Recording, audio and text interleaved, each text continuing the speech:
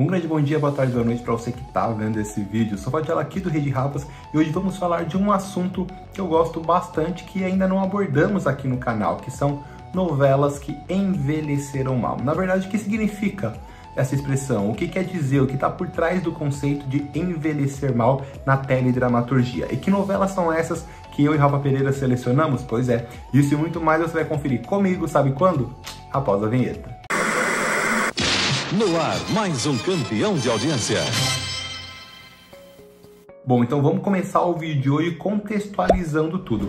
Quando a gente fala que uma novela envelheceu mal, quer dizer, não que os atores envelheceram, nada no sentido literal, mas que a novela, se você pegar ela para exibir hoje em dia, a gente encontra diversas falhas, não falhas, mas a gente encontra diversos elementos que não são mais pertinentes na sociedade atual. Então temas que antes eram abordados de maneira fútil, de maneira banal, até mesmo como piada, com desleixo, hoje a gente já entende que precisam de uma seriedade quando um autor resolve colocar dentro da trama. Então a gente vai comparar isso. Como é? Que novelas são essas? Principalmente tem grandes clássicos, novelas que são queridas por todo mundo, mas que envelheceram mal. Ou seja, os seus temas não são pertinentes mais hoje em dia. Diferentemente de Tieta, de Vale Tudo, que são assim super novelas que hoje em dia parece que foram feitas pro momento, sabe?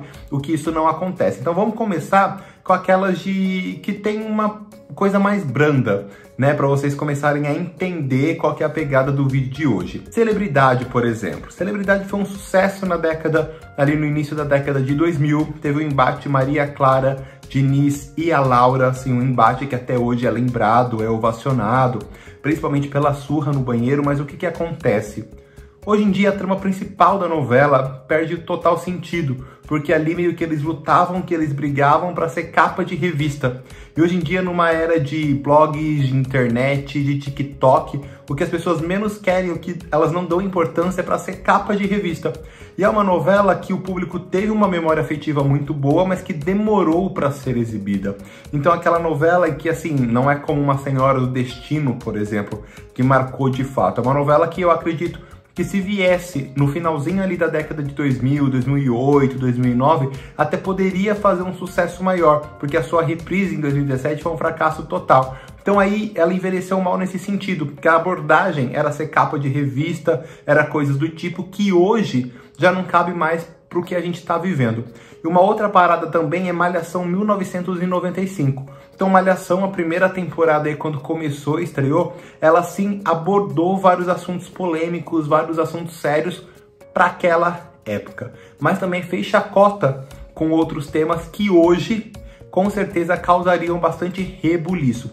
Vamos pegar o ponto principal, a questão de machismo. Tinha muitas falas machistas, tinha muitas mulheres machistas dentro da novela, mas o principal era o Mocotó, o personagem interpretado pelo André Marques, que ele tinha um bordão que era repetido sempre, com frequência, o tempo todo, que era: isso é coisa de frutinha.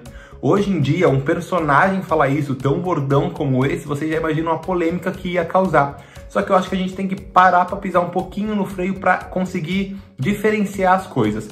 O Mocotó, ele não era vilão, ele não era um personagem do mal, um personagem que tava ali mesmo para causar esse incômodo nas pessoas. Porque tem pessoas que falam assim: nossa, mas isso não pode ser abordado em uma novela, nossa, mas esse personagem tá fazendo isso, esse personagem não pode fazer isso. Mas cara, às vezes você vê o personagem é vilão. O vilão, ele existe pra cutucar a ferida, ele existe pra pegar no pé, ele existe pra ter comportamentos que as pessoas não se identificam e, maior ainda, que elas repudiam.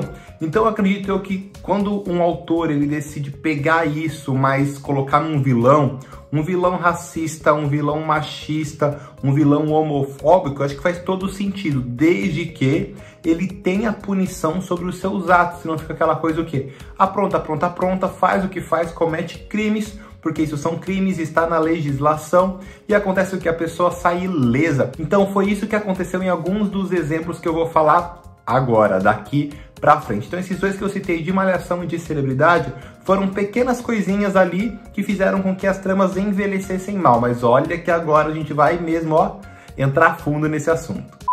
Então vamos começar falando de Da Cor do Pecado. Da Cor do Pecado traz muito isso que eu acabei de falar, que tinha uma vilã que ela era super preconceituosa, ela tinha falas completamente preconceituosas. Então a Bárbara, personagem da Giovanna Antonelli, era a vilã da novela. E ela atacava de todas as formas a Preta, interpretada pela Thaís Araújo. E a Thaís, a Preta, são negras. Então ela tinha muitas falas preconceituosas, uma até que eu acho que é a mais memorável, que ela fala, nossa, que original, uma preta se chamar Preta. Então coisas bastante desse tipo que causaram um certo incômodo na galera quando voltou agora a ser exibida no Viva, a começar pelo seu nome, Da Cor do Pecado, que é um nome que hoje ela é um termo, essa expressão é considerada racista, porque associa a pele negra com pecado, com prazer, com sexo, e nós sabemos que isso não acontece. Então começou por aí, tanto que o Viva ele até blindava, ele não falava da cor do pecado, então teve aí todo um cuidado para não trazer essa expressão à tona novamente. Mas a Bárbara, enfim, eu acredito que uma vilã, ela tem meio que a liberdade para ser assim, desde que ela sofra penitências, que ela pague, que ela não tenha um final feliz. E a Bárbara não teve. A maior frustração dela era justamente essa. O amor da sua vida era apaixonado por uma negra, por uma pobre, não por ela, uma mulher branca, loira, da elite, lindíssima. Mas esse não foi o único problema em Da Cor do Pecado, porque tinha ali a família Sardinha e o Abelardo. O Abelardo ele era homossexual, só que ele sofria muito, era muita piada, ele era motivo de chacota dos irmãos, os machões, os valentões, os lutadores. Então isso aí, acredito eu, que é diferente da Bárbara. Eles não eram vilões, eles eram personagens inclusive super carismáticos, que caíram nas graças do público, dos telespectadores, e não deveriam, porque eles eram completamente preconceituosos com um integrante da própria família. O que entra em pauta também aqui é o Pai Elinho. Aquele núcleo em si eu achava completamente sem graça. Assim, Jack, pra mim, fazer novela que ele quer por um núcleo de humor, um núcleo paralelo, pra mim não funciona. Por isso que eu tô esperando ansiosamente essa trama dele no Globoplay, que eu acho que vai ser uma coisinha assim mais enxuta. Mas, recapitulando, então o personagem ali do Matheus, o Pai Elinho, ele era uma junção de estereótipos caricatos de religiões afro-brasileiras, então ele incorporava espíritos completamente estereotipados para falar com as pessoas, para transmitir mensagens, enfim, era uma bizarrice. Então tudo isso aí foi acoplado dentro da novela. Então tem a questão de zombar as religiões, as crenças afro-brasileiras, a questão do machismo, da homofobia ali escancarada que o Abelardo sofria, o personagem do Caio Blá, e também a Bárbara, que era completamente racista e preconceituosa em relação à Preta. Mas fica aquele adendo que eu já falei. Pra mim, o vilão, ele meio que tem essa liberdade. Então já comenta aqui o que vocês acham, se vocês concordam comigo, não concordam. Não me cancela, tá, gente? Só um papinho aqui de noveleiro. Mas acredito eu que Da Cor do Pecado teve esses três problemas. Envelheceu mal por conta desses três motivos. As falas preconceituosas da Preta, a homofobia da família Sardinha e a zoação aí com as crenças afro-brasileiras por parte do personagem Pai Elinho. Agora eu ia deixar essa parte pro final do vídeo, mas tem uma novela que é pior ainda nessa questão, então eu decidi, inverter as ordens, porque a ordem dos fatores não altera o produto. Então fica comigo até o final desse vídeo para saber qual foi a novela mais problemática nessa questão. E agora a gente vai falar sobre o Manecoverso, aquele universo de novelas criado pelo Manuel Carlos. Então assim, aquele White Problems People, ou é White People Problems, eu sei que é alguma coisa assim, aqueles problemas de pessoas brancas, né? Nossa, a pessoa tá atrasada, atrasada porque, não sei, aconteceu uma coisa, ela estava num evento em Nova York e se atrasou. Tem até uma fala engraçada da Eduarda em Por Amor, que ela fala assim pro Atílio, nossa, eu sou uma caipira, eu só conheço a Disney. Eu sou muito caipira, eu só conheço a Disney. Sabe? Então são essas coisas assim que fazem mesmo parte do Manecoverso. Mas a gente vai pegar duas tramas em si.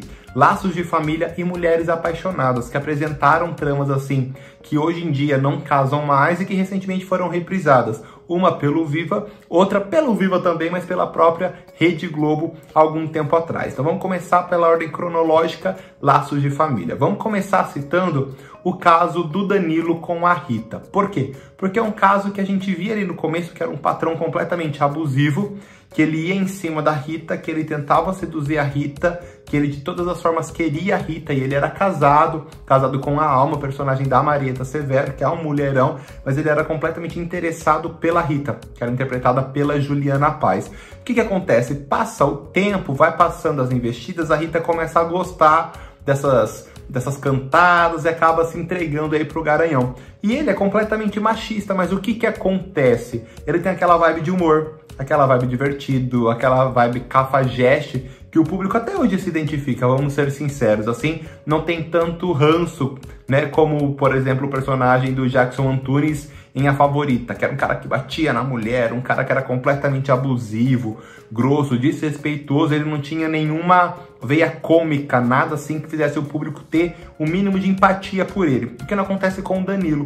O Danilo ele trai a Alma e pronto, é isso, e ele é divertido, ele é alto astral, ele até coloca a Rita em situações complicadas, e o pior de tudo é o desfecho da história, que muitos consideram assim essa história em si, não só o personagem, mas a história em si, muito machista. Por quê? A Rita engravida, ela tem gêmeos, a Alma acaba descobrindo que os filhos é do Danilo, mas a Rita morre e o Danilo é perdoado pela Alma, e eles criam aí essas crianças que é fruto desse relacionamento, se é que eu posso dizer assim, do Danilo com a Rita. Então, para a mulher foi a morte, para o homem foi o perdão. E por falar em homem cafajeste, a gente não pode deixar de citar o Pedro, interpretado pelo José Maia. Acredito eu que o Pedro, ou melhor, esse ator, ele toda vez que ele estava numa novela do Manuel Carlos, era naquela vibe pegador, naquela vibe galanteador, naquela vibe eu posso tudo, eu sou todo poderoso. E isso aconteceu também em Laços de Família com o Pedro. Porque o Pedro e a Cíntia, que era a personagem da Helena Ranaldi, eles eram como cão e gato. Eles se odiavam, eles amavam se odiar e odiavam se amar. Tinha muitos momentos ali, mas sempre com aquela tensão sexual, o desejo, a atração falava mais alto. Eles tiveram várias cenas de sexo e super selvagem, pá, na novela, mas em algum desses momentos você via que era uma coisa abusiva, que ele forçava ela a ter relações com ele. Tinha algumas assim que remetiam até mesmo a um estupro, ela não queria, e ele ia pra cima, ele beijava, ele agarrava, ele segurava, e ele não sei o que. Isso pegou muito mal. Hoje em dia, naquela época nem tanto, mas hoje em dia, tanto que naquela época, tudo que eu tô falando aqui, gente, na época em que foi exibido, não causou nenhum auê, nenhum alvoroço, nenhum levantou essa causa, levantou esse ponto, essa pauta, nada. Foi algo assim que passou e passou. E que agora, quando essas novelas foram reprisadas, quando elas voltaram, quando o público aí amadureceu um pouco a mente, amadureceu um pouco o pensamento, teve contato de novo com essas produções, conseguiram perceber como algumas pautas, alguns temas ficaram lá, envelheceram mal porque não são mais pertinentes hoje em dia. E o Pedro, o que acontece? No final da novela ainda ele fica super de bem, de boa, pra cima, conseguiu aí comer um monte na novela, e ele termina a novela com a Iris. A Iris é a irmã, né, caçulinha ali da Helena, que sempre provocou ele, sempre quis ele, sempre foi pra cima dele, e ele via ela como uma criança, como uma ninfeta, como uma menina, tanto que tinha momentos que ele batia de fato na bunda dela, e ele terminou a novela com a Iris e ela grávida dele. Então aí ele era machista, ele era abusivo, ele era tóxico, ele forçava até mesmo as mulheres a ter relações com ele e saiu por cima da carne seca, todo pintoso, todo bambam. Manuel Carlos terminou o Laço de Família, que foi um enorme sucesso, e já começou a produzir sua próxima novela, que foi Mulheres Apaixonadas. Então ela também está nesse vídeo com tramas que envelheceram mal, porque a gente vai pegar dois pontos principais da novela, que foram dois pontos super pertinentes, que fizeram sucesso, mas se você fazer uma análise mais crítica do negócio, você percebe assim, não é completamente positivo, isso aí é algo que hoje em dia já causou um certo alvoroço. Vamos começar pelo relacionamento da Raquel com o Fred. Então a Raquel, ela é uma professora e ela se apaixonou por um aluno do ensino médio. E esse aluno, ele devia ter na casa do que? 16, 17 anos. Então ela se apaixonou por ele, vendo ele nadar numa piscina, ela não tinha nem visto o rosto dele, a fisionomia dele, e ela já estava completamente encantada. Então assim, uma professora, ela tem um relacionamento com um aluno menor de idade, isso assim, dá muita dor de cabeça. Isso hoje em dia é um crime, na verdade não hoje em dia é um crime. Isso de fato é algo que não deve acontecer, mas que na novela aconteceu, e o público o quê?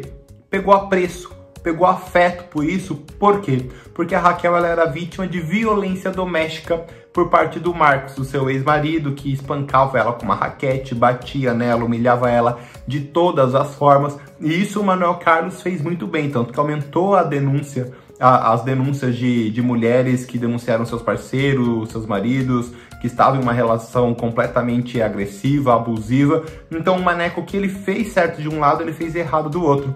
E nessa trama toda, quem que era considerada a vilã da história? A mãe do Fred, porque ela não aprovava o relacionamento do filho, menor de idade, um garoto com uma professora. Então o cara não tinha nem pelo pubiano direito, estava com uma professora, uma mulher já formada, graduada, que dá aula, que tem um relacionamento também conturbado com o ex-marido, o filho dela no meio disso tudo. Qualquer mãe entenderia ela. Acredito eu que qualquer mãe entende o posicionamento dela, mas na novela ela foi taxada como vilã.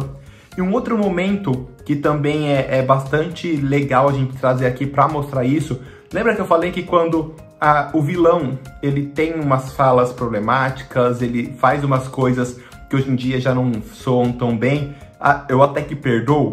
Pois é. Então a Helena, em um dos momentos que ela tá falando sobre isso, debatendo sobre esse assunto, ela fala com todas as letras em alto e bom tom que há um tempo atrás, um professor, ele saiu, ele teve contato, enfim, contato íntimo com uma aluna de 14 anos no colégio. E ele foi demitido imediatamente por justa causa, ok. E ela disse o quê? Hoje em dia é na época, só tô reproduzindo a fala dela que estava no roteiro em que a atriz interpretou, que hoje em dia as meninas de 14 anos são perigosas porque elas seduzem, porque elas se insinuam, porque elas chamam a atenção dos homens, elas fazem com que os homens fiquem olhando para elas. Ela até cita um exemplo, que uma aluna, há um tempo atrás, saiu com busto nu. E é como que o homem não vai olhar? Então, hoje em dia, uma frase dessa para uma protagonista, uma mulher madura, uma mulher formada e estudada, não soa bem, não casa legal de maneira alguma. Então agora a gente vai falar do Carlinhos e da Zilda, que pertencia aí ao núcleo da Doris. O Carlinhos, na verdade, é irmão da Doris,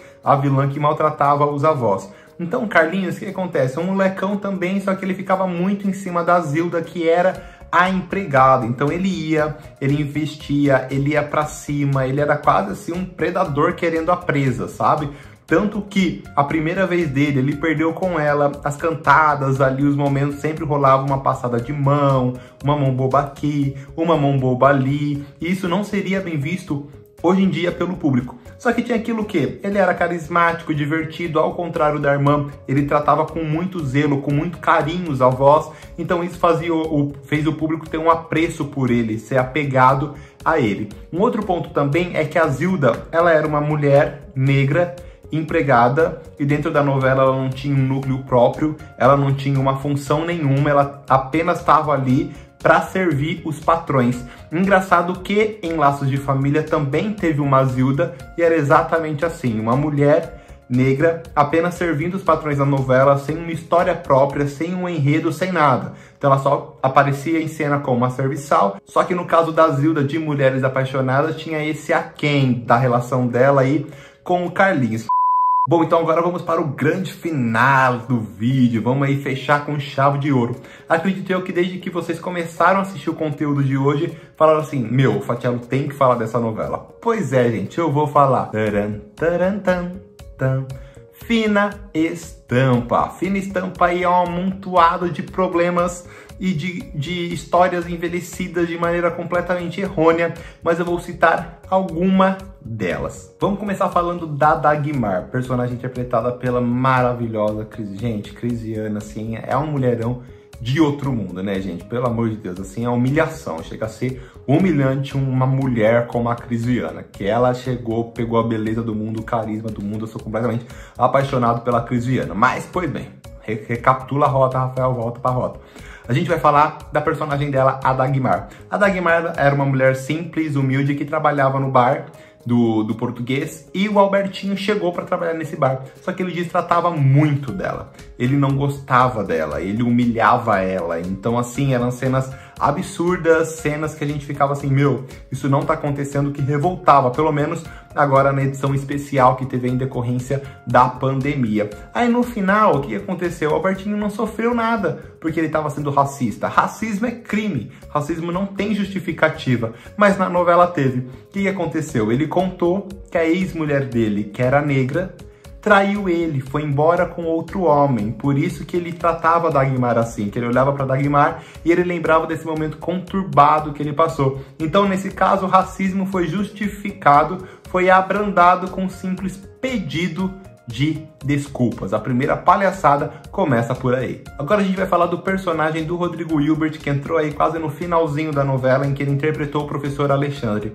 O cara, ele era um assediador de alunas, ele ia pra cima mesmo, cheio de fome das meninas. E o personagem do Caio Castro, o Antenor, junto com alguns outros alunos ali da faculdade, eles prepararam uma armadilha para pegar o cara em flagrante e conseguem pegar em flagrante, mas não fazem nada, não denunciam, não vão na polícia, simplesmente chegam pro Alexandre e falam assim, ó cara, a gente tem um vídeo seu, uma prova de que você é um assediador de alunas, e se você continuar fazendo isso, nós vamos entregar este material para a reitoria. Então nós pedimos encarecidamente que você não faça mais isso. E o Alexandre não é bobo nem nada, falou, claro, brigadão, eu não vou fazer mais isso. E foi assim, a história morreu por aí. Então a gente percebe que a trama, ela teve esses momentos conturbados, esses momentos polêmicos, mas também os seus desfechos foram completamente bizarros. Em um, racismo foi ali um pedido de desculpas, e o outro ali o cara assediava as mulheres e foi simples, ó, não faça mais isso, senão aí sim a gente vai tomar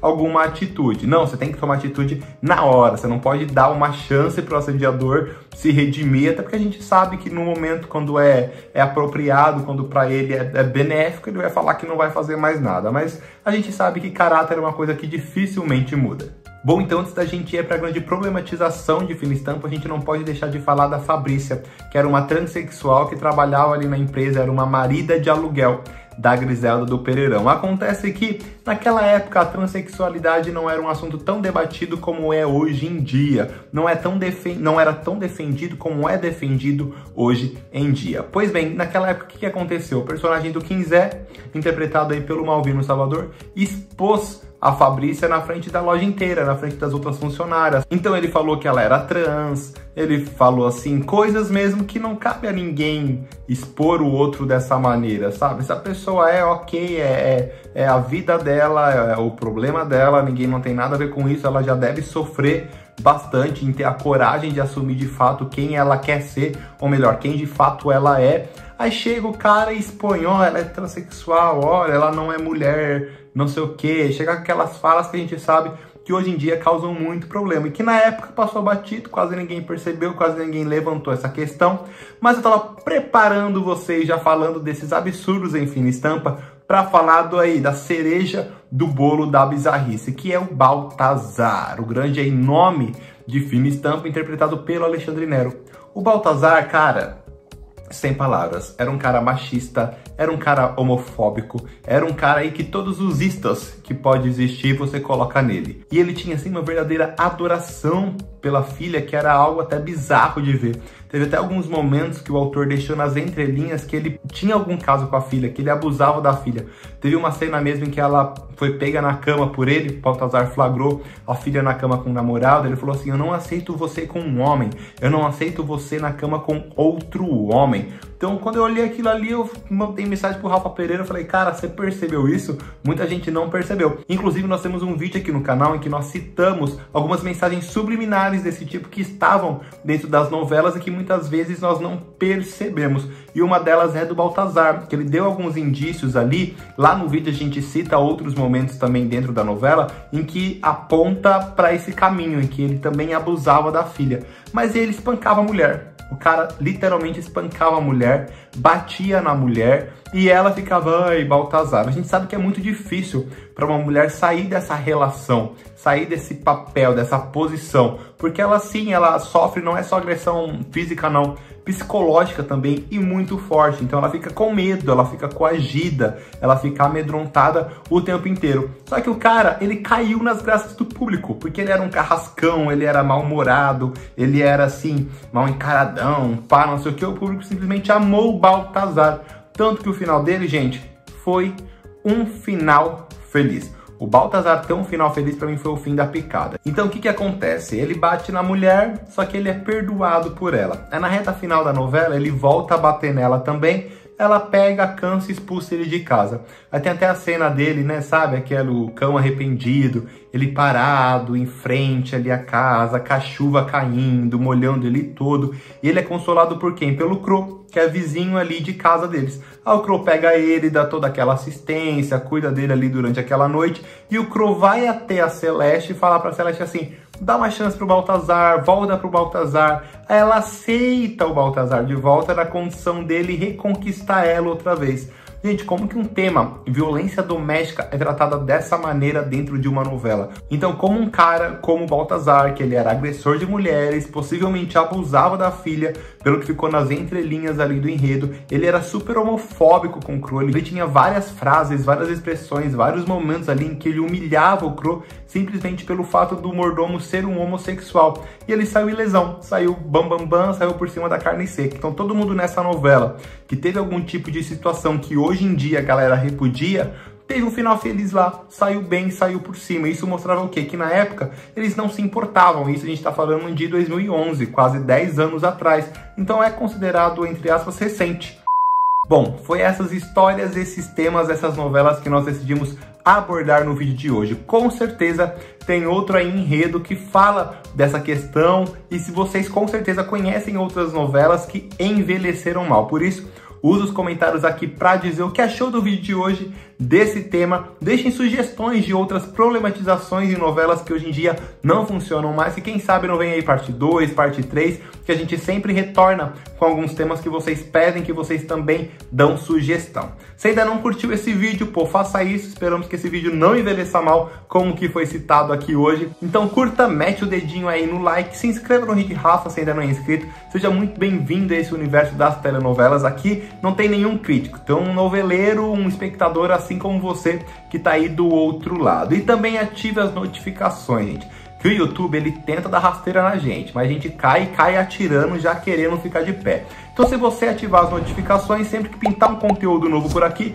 você vai ser notificado e não vai perder nada que nós trazermos no Rede Rafas. Então vou ficando por aqui. Um forte abraço, espero que vocês tenham gostado do vídeo de hoje. Comenta aqui pra caramba pra eu ficar lendo. Fui, até a próxima!